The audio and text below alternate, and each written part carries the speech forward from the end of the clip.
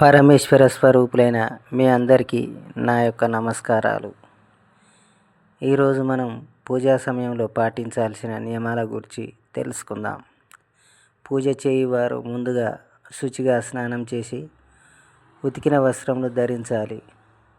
ధోతి లేదా పంచ కట్టుకున్న తర్వాత భుజాలపైన కండువా తప్పనిసరిగా వేసుకొని పూజ ప్రారంభించాలి.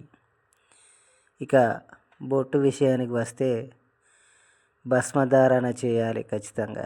అనగా విభూతితో త్రిపుండ్రాలు ధరించి మెడలో రుద్రాక్షమాల వేసుకొని పూజను ప్రారంభించవలెను. భస్మధారణ చేయకుండా రుద్రాక్షమాల మెడలో వేసుకోకుండా పూజ చేయడం వలన ఆ యొక్క పూజా ఫలితం ఉండదు. కనుక మెడలో రుద్రాక్షమాల, నుదుటన విభూతి ధరించిన తర్వాతనే పూజను ప్రారంభించాలి. పూజ చేయువారు నేలపైన కూర్చోకుండా పీట లేదా కొత్త వస్త్రం వేసుకొని కూర్చొని పూజను ప్రారంభించాలి. పూజ ప్రారంభంలో వర్జ్యం లేకుండా చూసుకొని పూజను ప్రారంభించాలి. ఇక నిత్య పూజను ప్రతిరోజు నిర్ణీత సమయంలోనే ప్రారంభించాలి.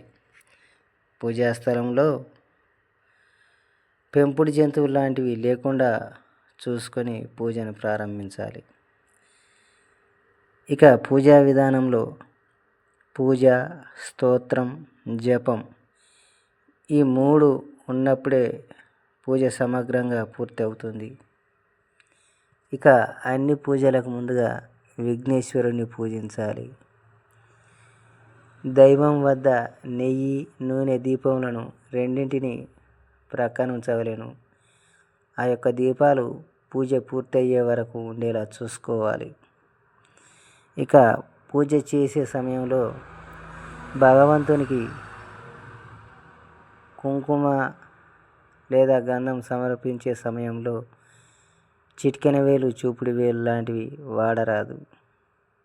ఇక దీపం వెలిగించేటప్పుడు దీపాన్ని అగ్గిపుల్లతో వెలిగించరాదు. ముందుగా అగరబత్తిని వెలిగించి ఆ అగరబత్తితో దీపాన్ని వెలిగించాలి. ఇక పూజ చేస్తున్నప్పుడు తుమ్ము వచ్చిన, ఏదైనా అంతరాయం ఏర్పడినా మరలా ఆచమనం చేసి దైవంను స్మరించి పూజ కొనసాగించాలి. పూజా సమయంలో దైవానికి పూజ చేసేవారికి మధ్యలో ఎవరూ నడవకూడదు. ఇక దంపతులు పూజ చేస్తున్నప్పుడు భర్తకు ఎడమవైపు భార్య కూర్చోవాలి. మనం పూజ ప్రారంభానికి ముందుగా ఎట్టి ఆహారాన్ని స్వీకరించరాదు. అలాగే పూజ అనంతరం పూజా బట్టలతో కూడా ఎలాంటి ఆహార పదార్థాలు స్వీకరించరాదు. ఆ యొక్క భగవంతుని యొక్క తీర్థాన్ని మాత్రం స్వీకరించవచ్చు.